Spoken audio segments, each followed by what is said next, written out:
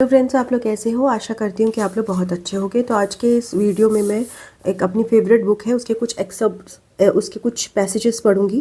And वो मेरे ख्याल से यहाँ पे कुछ प्रॉब्लम नहीं आएगी बिकॉज ये बहुत कॉमन बुक है।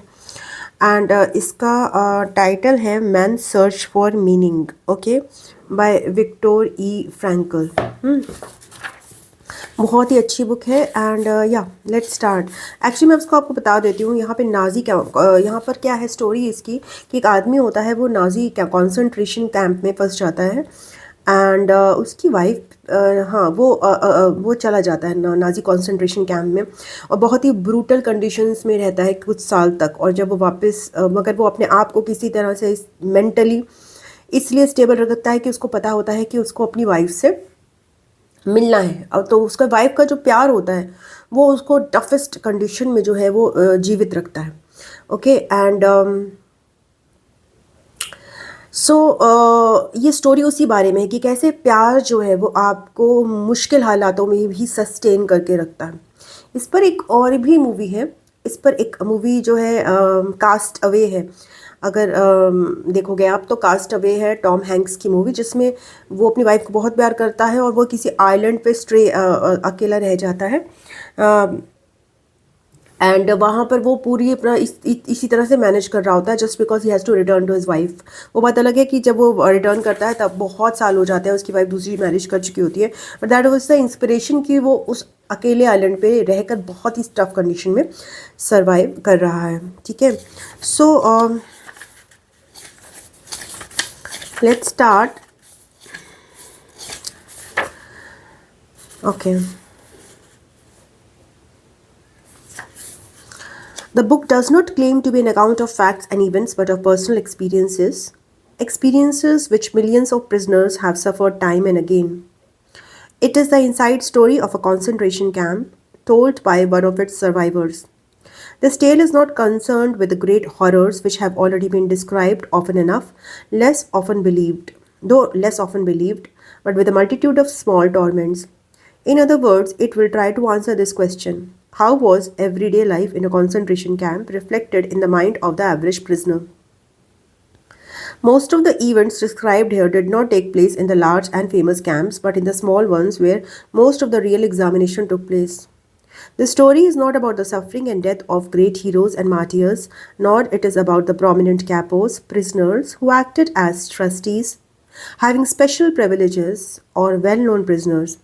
Thus, it is not so much concerned with the sufferings of the mighty, but with the sacrifices, the crucifixion, and the deaths of the great army of unknown and unrecorded victims.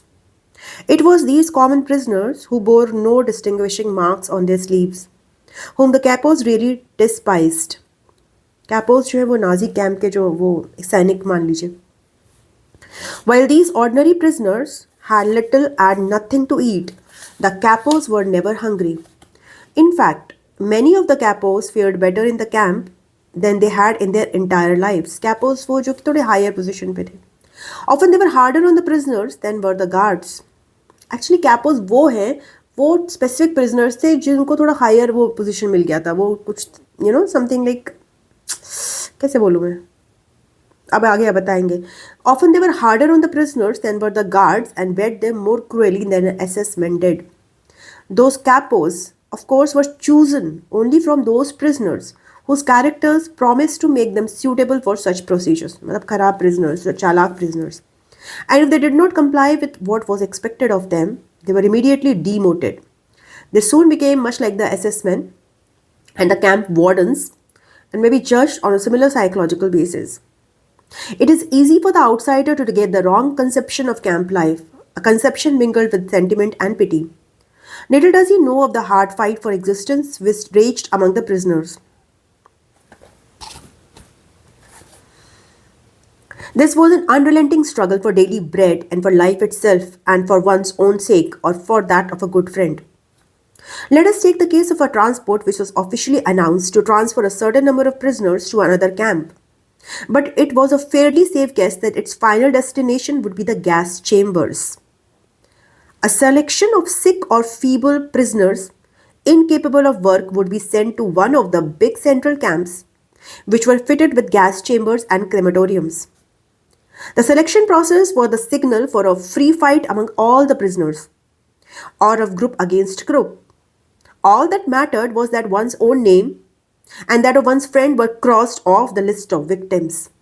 Though everyone knew that for each man saved, another victim had to be found. Gas chambers के लिए competition की बात हो रही कि कोई नहीं जाना चाहता था.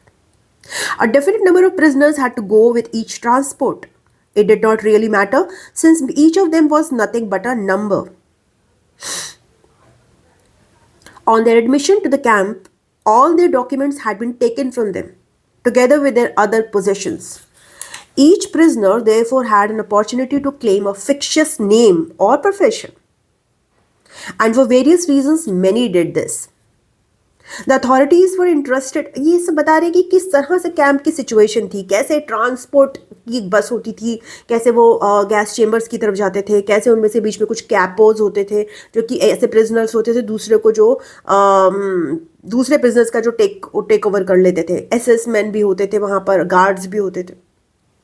किस तरह की वहाँ पे एक पैथेटिक लाइफ सिचुएशन थी जहाँ पे ह्यूमैनिटी के नाम पर जस्ट एक एनिमल्स बन गए थे ये लोग, बुचर खाना जैसे कहते हैं. एंड ये भी बता रहे हैं कि आइडेंटिटी पूरी इसे कहते हैं ना, जैसे आप अगर टैरो में देखते हो तो डेथ कार्ड होता है, पूरी आपकी आइडेंटिटी ले ली गई. कुछ नहीं है, आप डॉक्टर हो, आप इंजीनियर हो, कुछ नहीं पता. बस अब इसमें लोग क्या करते थे, एक नई आइडेंटिटी भी बना लेते थे कई बार. ये इंटरेस्टिंग पॉइंट है.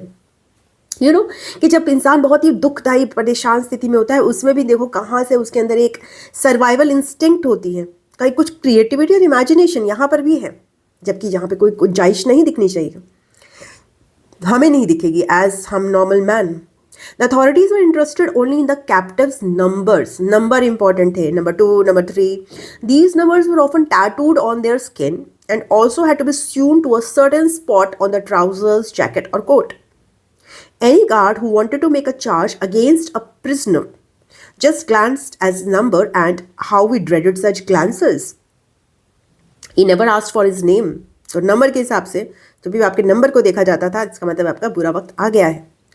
To return to the convoy about to depart, there was neither time nor desire to consider moral or ethical issues. Moral और ethical issues कोई नहीं थे, कोई था ही नहीं, सर्वाइवल प्रॉब्लम था. Every man was गाय भैंसे जैसे होते हैं ना बुचर खाने में, वैसी ही तो हालत है. There was neither time nor desire to consider moral or ethical issues. Every man was controlled by one thought only: to keep himself alive for the family waiting for him at home, to save his friends. Okay अगर ये हुआ तो अपने आप को live कर लो, अपने friends को सेव कर लो. With no hesitation therefore he would arrange for another prisoner, another number to take his place in the transport जो कि गैस चेम्बर्स पे जा रहा था. As I already mentioned, the process of selecting capos was a negative one. So गंदा वाला prisoner होगा उसको बना दिया जाएगा. Only those brutal of the prisoners were chosen for this job, although there were some happy exceptions. But apart from the selection of capos, which was undertaken by the SS, there was sort of self-selecting process going on all the time among the prisoners. On the average, only those prisoners could keep alive who, after years of trekking from camp to camp, had lost all scruples in their fight for existence. They were prepared to use every means, honest and otherwise, even brutal force, theft and betrayal of their friends, in order to save themselves. तो मतलब ये basically कह रहे हैं कि जो best survival of the fittest की बात कर रहे हैं, जो बिल्कुल बेस्ट थे या फिर जो बिल्कुल अच्छे से कंपटीशन में सर्वाइव कर सकते थे, वही अलाइव रह गए, वही अलाइव रह पाते थे. We would have come back by the aid of many lucky chances or miracles, whatever one may choose to call them. We know the best of us did not return. बहुत मुश्किल था survival वहाँ पर, बहुत ही gruesome conditions थी. Many factual accounts about concentration camps are already on record here. Facts will be significant only as far as they are part of a man's experience. It is the exact nature of these experiences that the following essay will attempt to describe. For those who have been inmates in a camp, it will attempt to explain the experiences in the light of the present day knowledge. And for those who have never been inside, it may help them to comprehend and above all to understand the experiences of that only too small percentage of prisoners who survived and who now find life very difficult. These former prisoners often say, "We dislike talking about our experiences. No explanations are needed for those who have been inside, and the others will understand neither how we felt then nor how we feel now." तो इसके बारे में कोई बात नहीं करना चाहता, इतना ज़्यादा ट्रॉमा है, बिकॉज कोई अंडरस्टैंड नहीं करेगा. तो बहुत बेसिक सी चीज़ है. To attempt a methodical presentation of the subject is very difficult as psychology requires a certain scientific detachment. So ये इतना मैं डिटैच नहीं हो सकता कि मैं उसका एक मेथोडिकल आपको रिप्रेजेंटेशन दूंगा. But does a man who makes his observations while he himself is a prisoner possess the necessary detachment? Does a man who makes his observations while he himself is a prisoner possess the necessary detachment? Such detachment is granted to the outsider, but he is far too removed to make any statements of real value. Outsider कुछ बता नहीं सकता क्योंकि उसका उतना attachment ही नहीं है, और जो prisoner है उसका उतना detachment नहीं है. Only the man inside knows. His judgments may not be objective. His evaluations may out of proportion. This is inevitable. An attempt must be made to avoid any personal bias. That is the real difficulty of a book of this kind. At times, it will be necessary to have the courage to tell of very intimate experiences. I had intended to write this book anonymously. He wanted anonymously because he was not ready to write it as an author. This author's name is Viktor Frankl.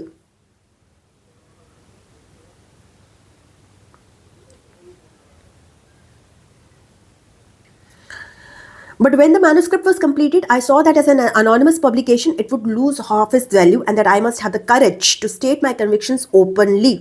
I therefore refrained from deleting any of the passages in spite of an intense dislike of exhibitionism. मतलब वो show off नहीं करना चाह रहे थे. I shall leave it to the others to distill the contents of this book into dry theories. These may become a contribution to the psychology of prison life. Psychology of prison life. I am very much interested in this. Which was investigated after the First World War and which acquainted us with the syndrome of barbed wire sickness. We are indebted to the Second World War for enriching our knowledge of the psychopathology of the masses. Second World War के बाद और भी ज़्यादा ज़रूरी हो गई है psychology जानना. If I may quote a variation of the well-known phrase and title of a book by Lee Bon, "For the war gave us the war of nerves and it gave us the concentration camp." The war of nerves, mental anxiety. As this story is about my experiences as an mental anxiety or depression be. As this story is about my experiences as an ordinary prisoner, it is important that I mention not without pride that I was not employed as a psychiatrist in the camp, nor even as a doctor, except for the last few weeks. A few of my colleagues were lucky enough to be employed in poorly heated first aid posts, applying bandages made of scraps of waste paper. But I was number 119104 and most of the time I was digging and laying tracks for railway lines. At one time, ये actually psychiatrist थे, मैं बताना भूल गई, sorry. मैंने इसका preface आपको नहीं बताया है बिकॉज प्रीफेस में फिर टाइम लगता, तो मैंने नहीं बताया. आप खुद ही पढ़ लेना ये बुक लेकर. At one time, बहुत सस्ती बुक है. At one time, my job was to dig a tunnel without help for a water main under a road. This feat did not go unrewarded. Just before the Christmas 1944, I was presented with a gift of the so-called premium coupons. These were issued by the concentration firm to who were practically sold as slaves. The firm paid the camp authorities a fixed price per day per prisoner. The coupons cost the firm 50 pfennigs each and could be exchanged for 6 cigarettes, often weeks later, although they sometimes lost their validity. I became the proud owner of a token worth 12 cigarettes, but more important, the cigarettes could be exchanged for 12 soups, and the 12 soups were often a very real respite from starvation. The privilege of actually smoking cigarettes was reserved for the capo, who had its assured quota of weekly coupons, or possibly for a prisoner who worked as a foreman in a warehouse or workshop and received a few cigarettes in exchange for doing dangerous jobs. The only exceptions to this were those who had lost the will to live and wanted to enjoy their last days. Thus, when we saw a comrade smoking his own cigarettes, we know he had given up faith in his strength to carry on, and once lost, the will to live seldom returned. मतलब कोई cigarette तभी पीता था जब उसकी मरने का समय जो है ना बहुत नज़दीक आ जाता था. So this ये जो टाइटल है ये actually okay. This book does not have chapters. Interesting. So I will end it here. This is page number 22. Okay, I will not extend it. उसके बाद हम आगे बढ़ेंगे, देखेंगे कि देखिए बहुत इंपॉर्टेंट है कंसंट्रेशन कैंप आपको विक्टिम की लाइफस्टाइल से कैसे ज़ीरो से हीरो कैसे आया जा सकता है, कैसे अंडरडॉग से आप लीडर बन सकते हो, कैसे आप बहुत ही मुश्किल सर्वाइवल कंडीशन से कैसे आगे बढ़ सकते हो। तो अगर आपकी ऐसी स्थिति है, अगर आपको भी ऐसे डिफिकल्ट सर्कमस्टांसेस लाइफ में मिले हैं, तो then everybody such personality should read this book so that उसको पता चले कि मोस्ट डिफिकल्ट सर्कमस्टांसेस से पर्सन जो है अपनी एबिलिटीज़ और अपनी ऑप्टिमिज्म से, अपनी परसिस्टेंस से कैसे निकल पाए, है ना। तो ये बहुत बहुत ज़रूरी है कि हम लोग सब इस बुक को पढ़ें जिसका नाम है मैन्स सर्च फॉर मीनिंग। ठीक है, चलो ओके जी। अगर आपने यहाँ तक वीडियो देखा है तो वीडियो को लाइक कीजिएगा, आप लोग के साथ शेयर कीजिएगा, चैनल को सब्सक्राइब कर लीजिएगा। पर्सनल रीडिंग के लिए आप डॉक्टर सीमा से पर्सनल रीडिंग मतलब पर्सनल सेशन के लिए डॉक्टर सीमा सिकंड gmail.com पे संपर्क कीजिएगा। फेस्टो टॉक पे विपेक्षा नाम से संपर्क कीजिएगा। I love you, God bless you. मैं आपको नेक्स्ट रीडिंग में मिलती हूँ, तब तक के लिए ओम नमः शिवाय, नमस्ते, बाय बाय, टाटा।